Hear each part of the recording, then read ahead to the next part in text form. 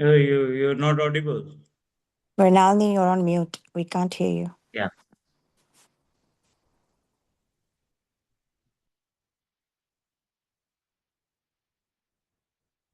Uh, You're still on mute. Mrinali, you need to unmute, please.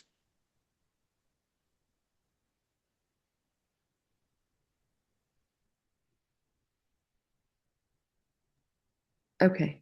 How about now? Yeah. So, Okay. All right. Hello, everyone. I am Mrinalini Watson, President of the India Interest Group of the Fulbright Association. On behalf of the group, I'd like to welcome you all to today's presentation, Finding Your Voice in the Era of AI. The India Interest Group is comprised of scholars and alumni dedicated to the Fulbright mission of fostering mutual understanding and promoting peaceful relations between the US and other countries. We focus specifically on deepening the academic and cultural ties between the US and India. We believe that the Fulbright journey doesn't end when the grant does.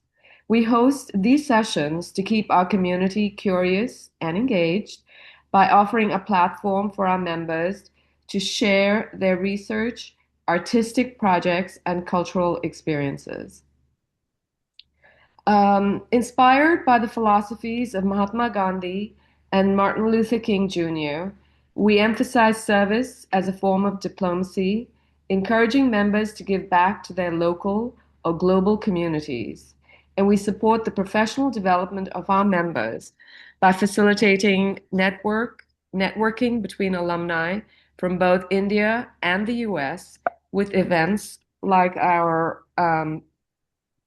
in-person and virtual chai chats, and our upcoming in-person summer retreat in Yellowstone National Park, advocating for future research collaborations by encouraging presentations by our members, and with discussion panels such as the upcoming Global Health Discussion, highlighting the work of Fulbright scholars through events like the Fulbright Film Festival, supporting the professional development of our members through programs such as the Writing Mentor Program and programs on the use of AI, such as today's presentation by our Vice President for India, Dr. Rajneesh Gupta.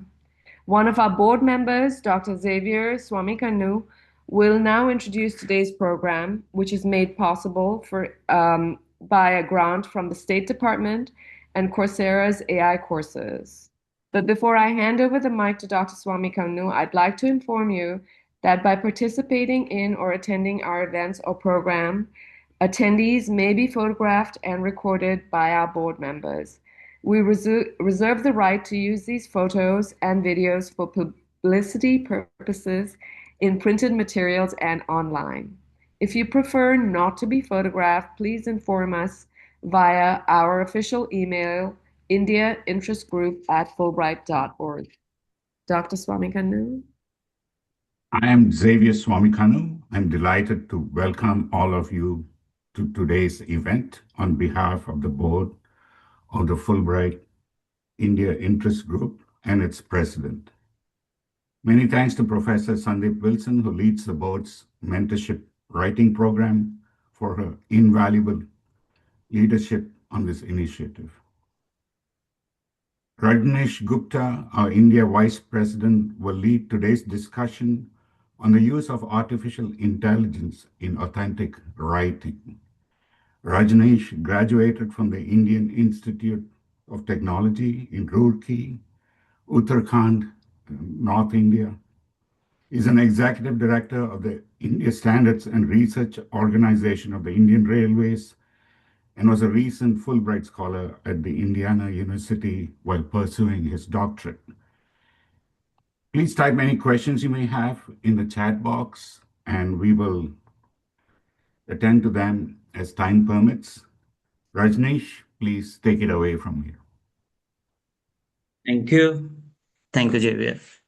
In fact, today's topic was very, very close to my heart because as a non-native English speaker, I find AI has become a sort of boon for us. It has made a lot of difference. I'm a researcher, a writer too. So that's why I thought, why shouldn't I share the experience? What makes the difference? In this era of ChatGPT, where just a click will generate the content which you cannot even fathom. So I'll start. This is just the experience sharing from my side, and more or less, I'll keep it brief and to the point.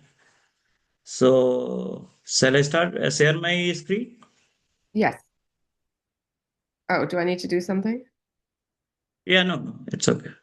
Okay, all right.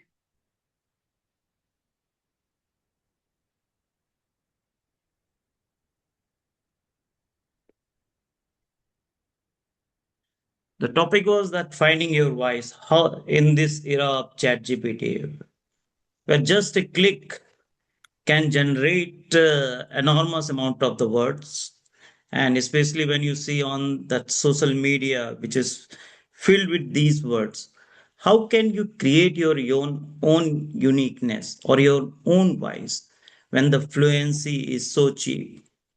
But one thing remain is still very expensive, that is the trust which we generate.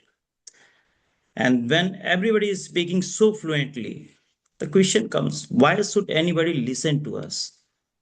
For altogether, even this conversation, why should anybody listen to me for this topic?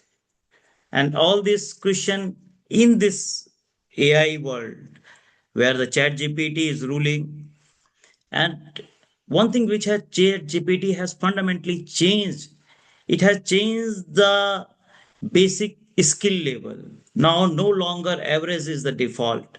You have to be the best, and which ChatGPT itself is bringing on the board. So you are now you are now having a perfect English, a perfect vocab. You can have any tone which you want in your writing, and all the content is instantly generated, and whatever the structure which you want is immediately created. And but the question is, then who are you? And how can you establish when everybody is able to access that thing on its own? What makes you different? How can you differentiate yourself in this where the basically I love ChatGPT because it has democratized all the professions. Everybody is now a professional. So what makes you difference? First comes the trust or the credibility. How can you, as a speaker or as a writer, how can you connect with your audience? And what makes you different? Why should anybody listen to you? And first of all, what makes you authentic in your own area? AI has raised that floor that everybody is now proficient, so you must raise your uniqueness. Otherwise, in this era of chat GPT, average is going to be the butchered. Nobody is going to survive. If you don't have edge, nobody is going to listen or read to you. So, what makes that?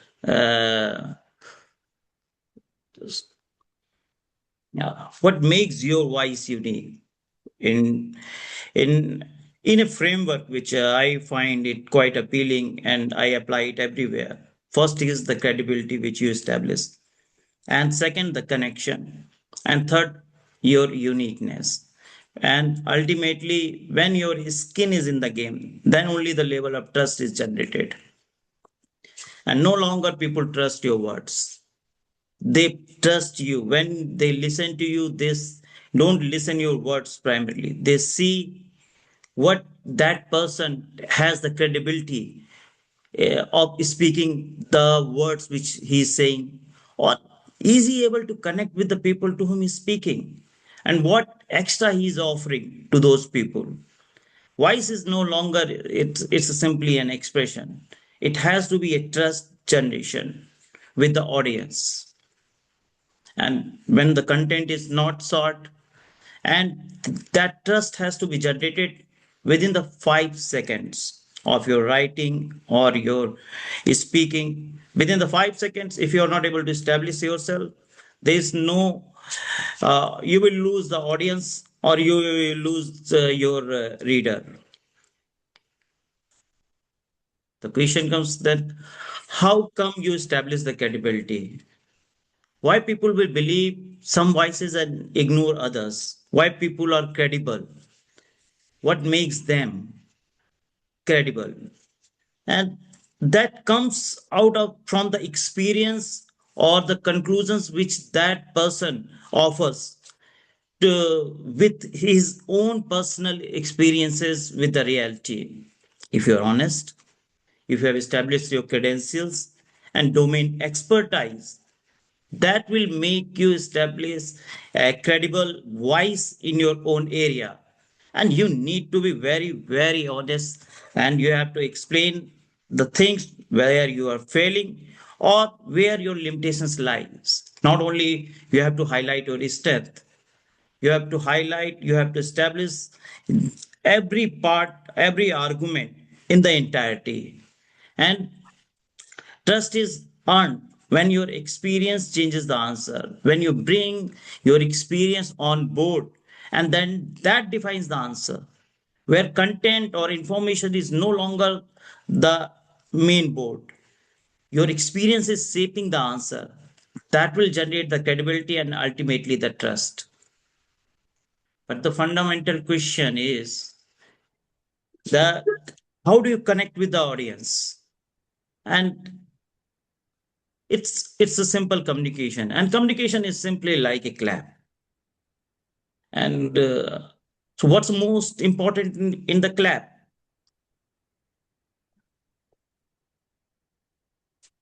Clap needs two things, not only the speaker, but it needs the receiver. More or less, it doesn't matter what content I'm generating, what I'm speaking, but if I'm not able to connect with the audience, if I'm not able to give the meaning of my words to the audience, or not able to reach, though able to reach those meanings to the audience, everything will falter. Because every listener will not only listen your words, it filters you through three most important parameters. First, the trust, whether he should trust your words, he should listen to you. And second is that the logics, logos, that whether you are able to prove your edge, your differentiation with the arguments and proper logical reasoning. And ultimately, the pathos, which is whether you are able to connect with the audience, with made your voice relevant, and emotionally you are connected with them. AI can help you generate the content, but it can never create the credibility on your behalf. And that's the crux of this AI generation. That credibility is your own, which you bring on board. The edge is your own, which you'll bring on board. And ultimately, what differentiation, what extra you are offering in the sea of this content generation, which makes you irreplaceable, as is seeing what existing knowledge fails to capture, what uniqueness you are offering, whether through your research writing or your through creative writing. In this, if you are going to offer something extra which you are able to connect with the audience, then only this will create a edge. And you are because of your experience, you detect patterns or something which others are not able to see, or even the ChatGPT is not able to see, but that is coming out of your experience. And that makes a difference when you speak and your experience speaks, and that creates the content into the knowledge and ultimately to the wisdom. And it's not about edge, is not only about the writing style, it is a living differentiation of you with others. So how to see that whether I have established my voice uniquely? The three fundamental questions which we need to ask ourselves. First, have I established my credibility? with the audience or the readers? Or have I generated resonance with the audience? Whether audience is listening, I'm able to address the audience concerns or not, and whether I'm offering something which matters to them. And finally, where did I establish my edge? What unique contribution I am making to the audience or the readers, which is making the difference or the time worth spent. Let's see there is a small video.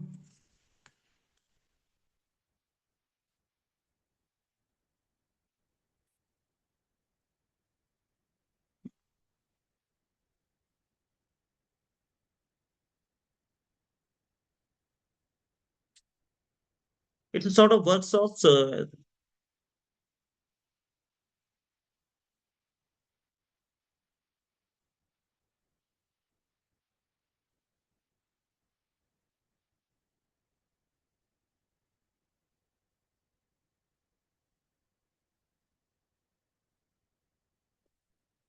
Was it audible? No, I didn't.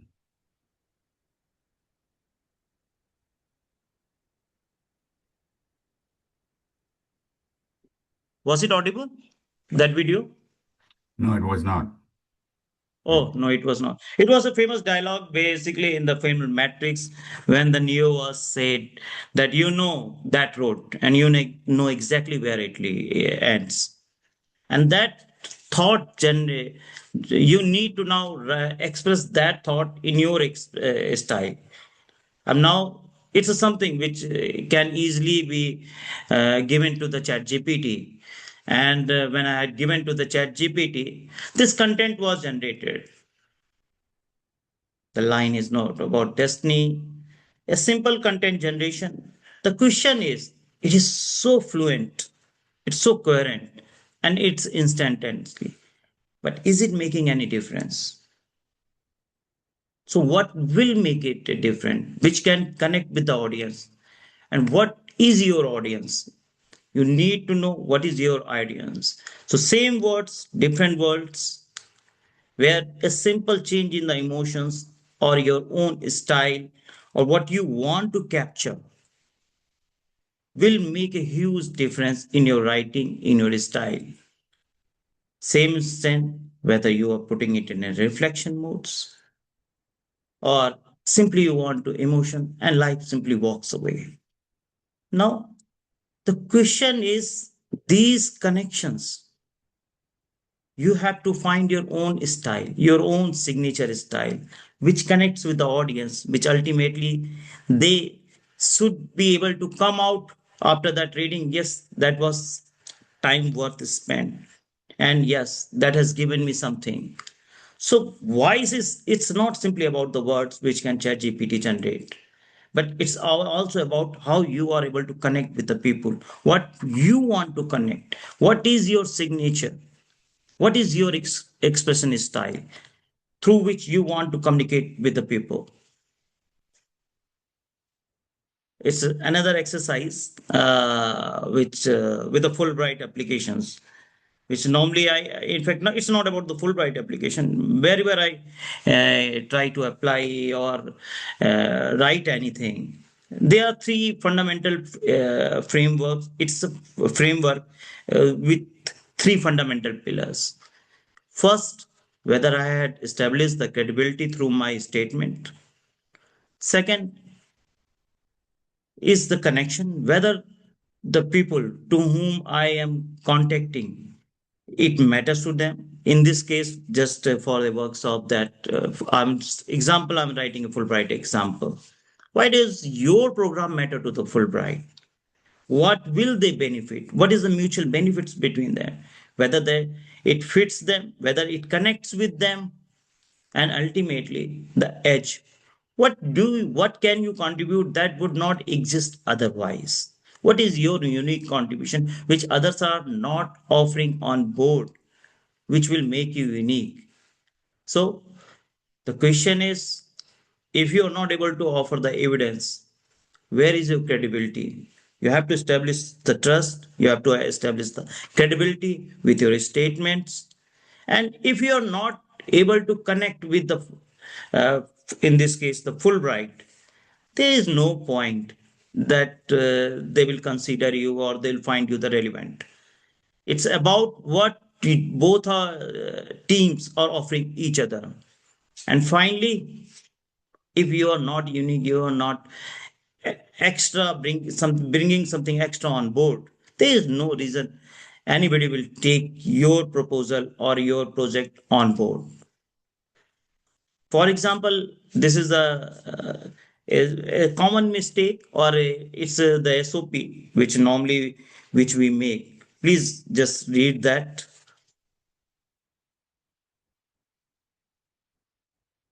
Sounds excellent. Written by ChatGPT. The question is, does it mean, or does it connect, or does it offer the credibility, or does it offer the uniqueness or the edge in your context? Fluency is definitely not the credibility which you are going to establish. And a slightly reframed framework for my case, was my case.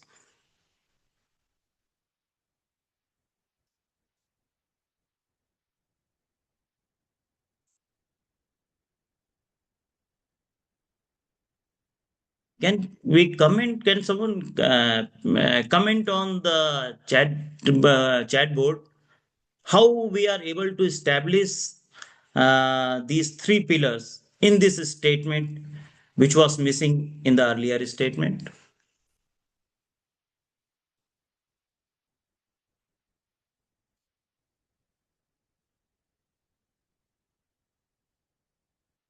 And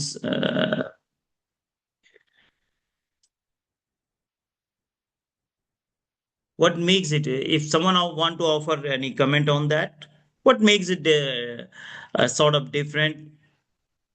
Is it okay? How it is different from the earlier?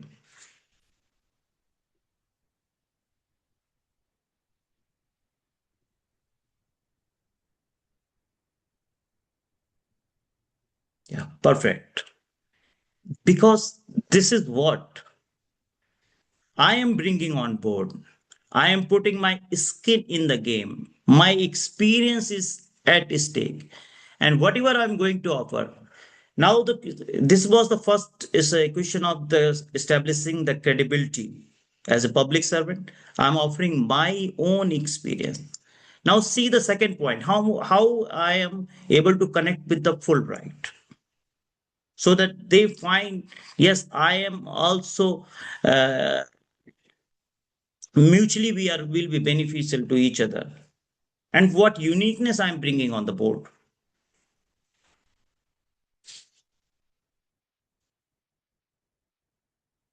Fulbright offers access to the institutions, the thing which I required, institutional settings. So they are able to make me understand the difference which idea with which they are promoting, that the developments or the mutual benefits of the society and institutional setting which only they can provide me access. Why should I go to US? What makes a difference? For example, the question which was asked to me during my Fulbright application was that why should you come to US? Why can't you do the same thing in India itself? Ultimately, it's academic study. Everything is available on your laptop. So, what makes you worthy to bring at the US Institute? So, you need to establish that connection. Yeah, this is the context which will not only enrich me, but will make a contribution to a society which Fulbright aspire for. And where is my edge in that case? My edge is that I have that experience. I am able to, in this statement, I am able to bring my own experience which is a unique uh, in a context and which makes me different from other players. The question is then writing anything. It's not about only the SOP or the application. In any communication, first, had I established my credentials? Second, am I understanding what the user or the recipient wants to know or wants to access, and ultimately, what makes me a different. Fulbright selects the responsibility. It's not about the words. It's about so ultimately it's about the chat GPT. And I can tell you with all my experience as a researcher, I'm a public servant by default, but as a researcher in last 5 years, it was the greatest mentor of my life. It's hard to access the guide which ChatGPT provides by any other source, and especially if you're not in academic environment. The way the level of knowledge, the content is generated by the ChatGPT is unparalleled. If I was able to do my research, it was only because of this ChatGPT or this new AI generation generated content. But it's it's a two-edged sword, ChatGPT. It depends on you how you want to use it. For example, if you are slightly slack, it is the greatest flatterer in the world. It will simply will say yes to everything which you want to offer. So you have to be always vigilant and use it as a critic. Let him may criticize you. Let he it let ChatGPT identify the constraints, the weakness in your program or in your proposal or in your writing. Whatever you write, give it to it and put it to a test. Just don't be easy going with the chat gpt because very soon it hallucinates and it gives the answers which you will like, but ultimately when it has to pass the test of the audience, it definitely fails. So it's a tool, and it depends on you how you want to use it, and outcomes are entirely different. I have published a lot of work and in a very short time, and it was not possible if that level of critique or the uh,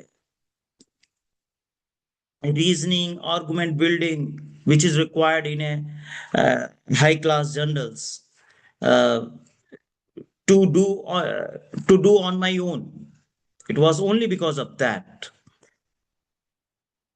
So the only question now comes to us that when you use that, are you using it to avoid thinking or to the sharpen thinking? It's not an easy way out. The only so it's up to you. It will amplify the standard.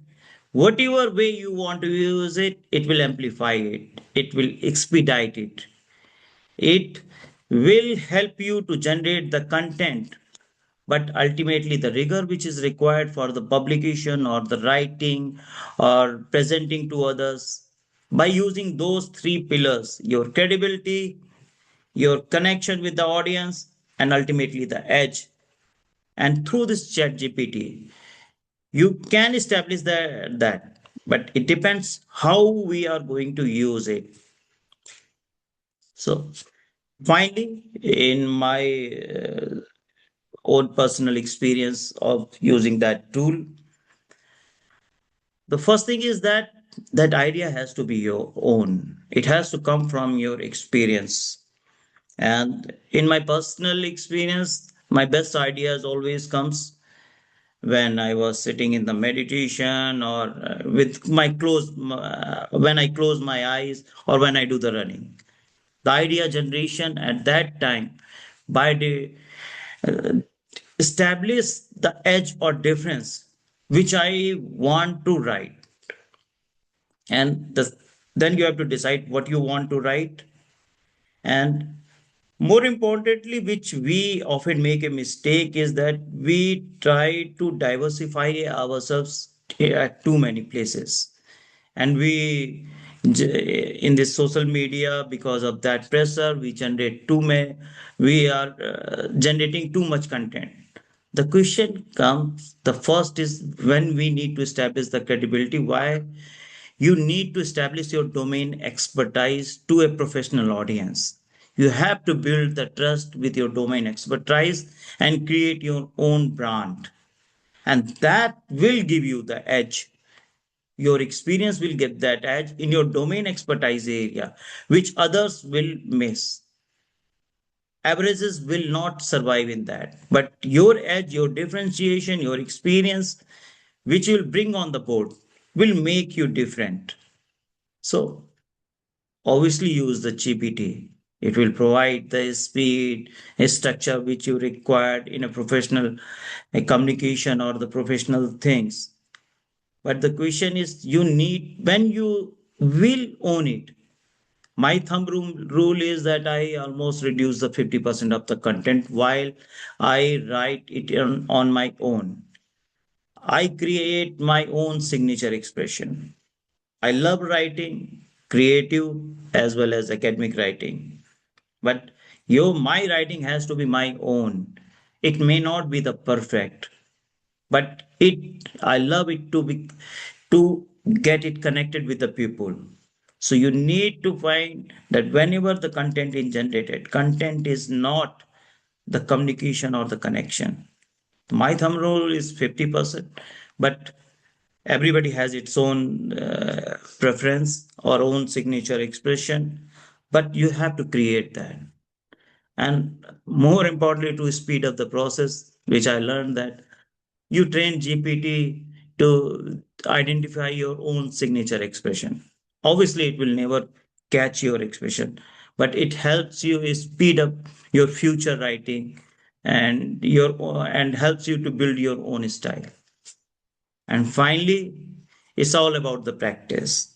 Writing is a skill, be it academic, be it proposal, or anything. It's all about the practice. More you write, the better you will get. And one thing which I personally will say that everybody should know the typing. Typing in the sense, if you can type without opening your eyes, that helps you a lot to generate the content or creating the ideas. So the bottom line is that your content is your own, it's not GPT's. So you take the help of the GPT, but that content has to come from to have your own signature style. So AI will accelerate your writing, but this is your voice, this is your own content, which you cannot outsource. It has to be your stamp, it has to be your own signature. Thank you. So I would like to hear the comments or anything.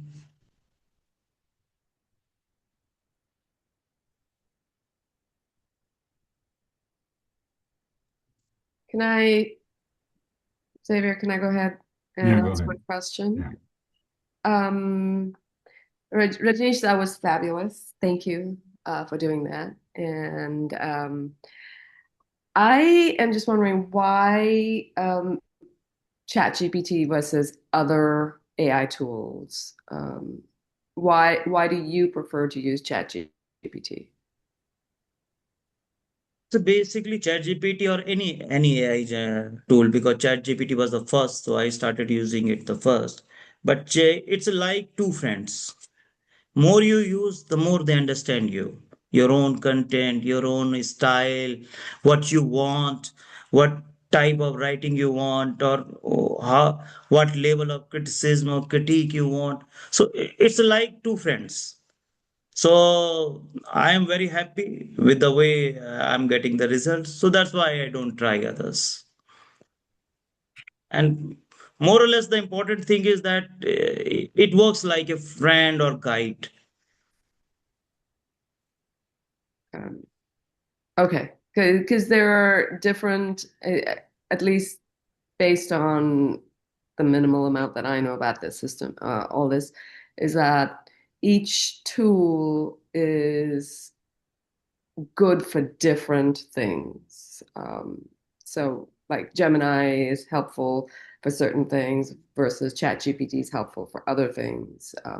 So, I don't know if anybody else has used multiple tools and wants to share their experience with other tools or with ChatGPT itself.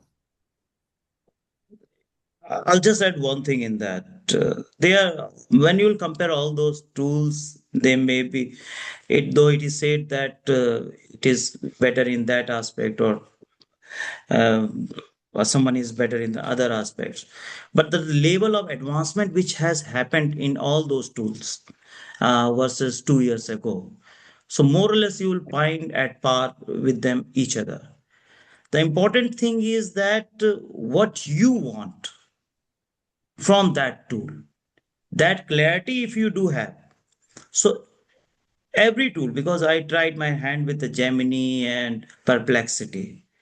But ultimately, I'm telling you, that same thing happened that we are tuned to each other.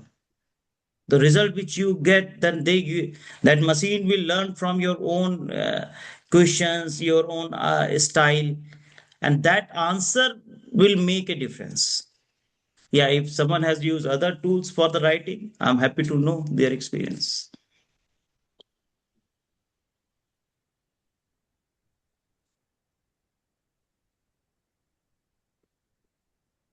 I do have a question related to the presentation, if I may. Yeah, please. Good evening, everyone, and thank you so much for the presentation. And just a quick question. So, in the beginning of the presentation, you had mentioned that the key really is to build trust with your audience in the first 5 seconds. So, that I found very interesting and thought-provoking. So, I was wondering if you had any suggestion on how one could do that. So, in the 5 seconds, would you say that one focuses on credibility, connection, or edge? I mean, which one would you recommend? And if there are any tips of doing that, across different audience, be it writing, like a presentation, if you had any thoughts on that. Yeah. Uh, the first thing that's why I mentioned also that you need to bring your own credentials on the board. That is the first benchmark. The credentials means if I'm speaking, in which area am I speaking? Yeah, for example, I'm organizational behavior scholar and I'm a public servant. So the area in which I speak. So when I am on board, so that creates the first layer of the credentials. And second is that the topic, the first sentence of your uh, any proposal or any writing, that needs to capture the audience imagination what you are going to offer. So your more or less credentials, yeah, the credibility or the trust which I'm talking is your own domain expertise which you brings on the board. And second, the first sentence brings the connectedness. So that will and edge comes throughout your content so that when they read, then the edge comes out. Yeah, this is what the difference. Thank you so much. Thank you.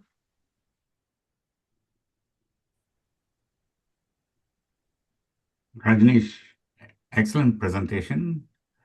Thank you, sir. My question is credibility, right? When you write, you're not the party that's your reviewer is not looking at you.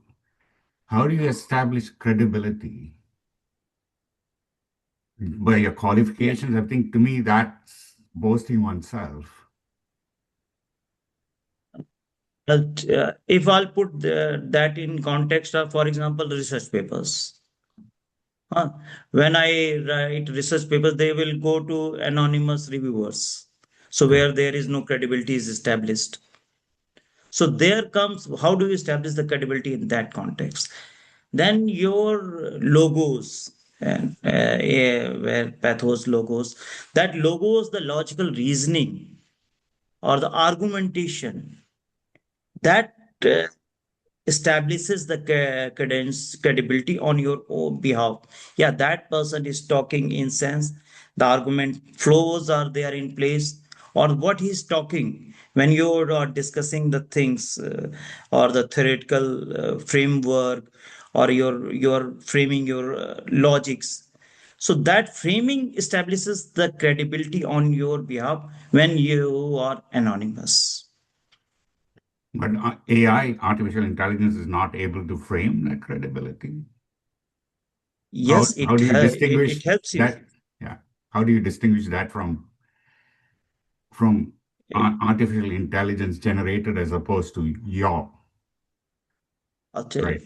Uh, for example, when I write, especially this is very important for academic writing.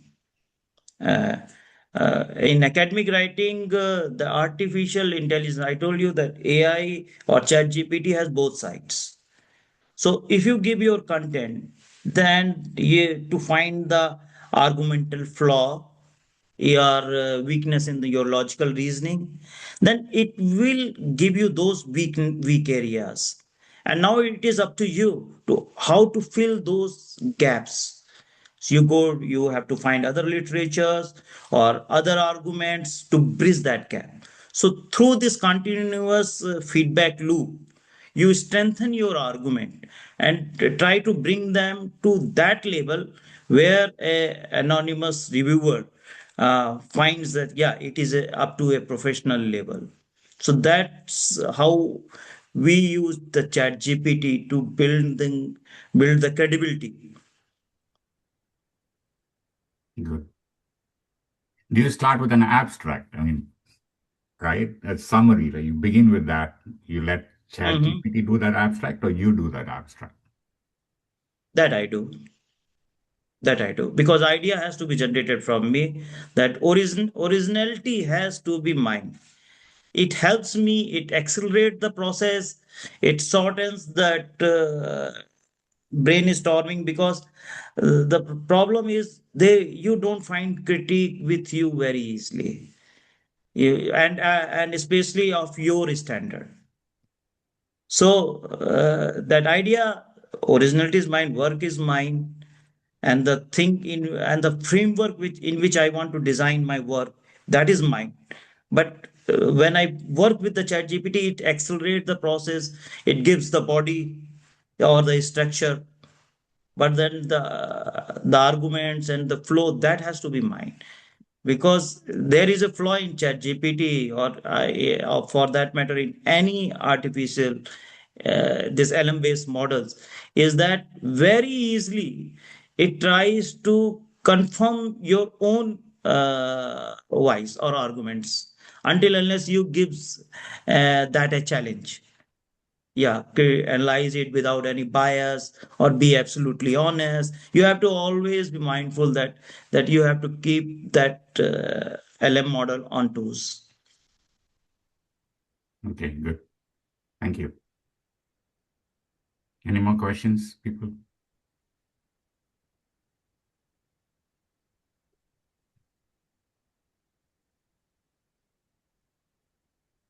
And I'll tell you, and finally, I'll tell you one thing, that this AI based tools which are now available in the market, they have democratized this proficiency. The years of my own working, and despite working 20 years in that language, but within the short span of the proficiency which is required at the professional level, now everybody is professional. Everybody is professional. And for example, Minali, that flyer which we want to make, I Right. am able to generate all those things because I try to leverage all those tools which are available. And you can do it very easily. So everybody is expert right now. And like you said, practice makes you better. So Yeah. As you know, sir, writing, always you improve on your writing with the time.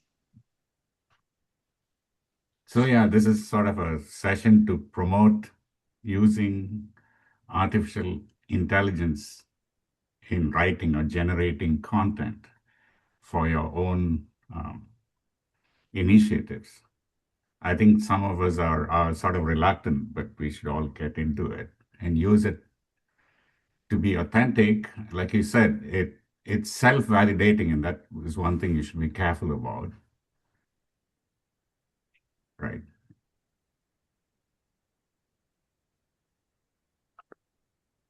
All right. So if we don't have any other questions, thank you so much, Rajneesh. Thank you, Xavier, for moderating.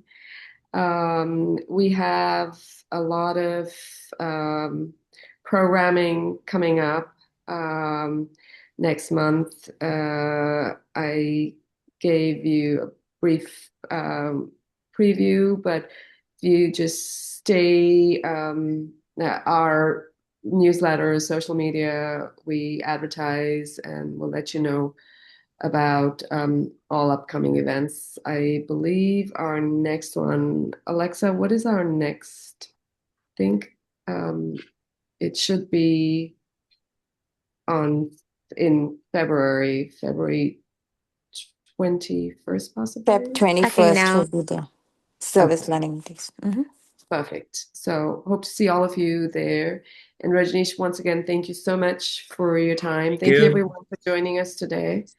Thank you. Has been very informative, and I hope we have a couple more AI-oriented presentations coming up. One more in April. We have one with Akshay Dalal, which will be more of a workshop. And he's with Google, so we'll get the Gemini perspective. And then in June, Ashish Kumar will be doing the second part of how Coursera's AI tools coursework was helpful, can be used, and has helped him. So thank you, everybody. I hope you all have a wonderful weekend, and we will see you all soon. Yeah, thank you everyone for attending today's session. Thank you. Thank you. Thank you, Rajneesh. Thank you, Rajneesh. Thank you. All right, ending this.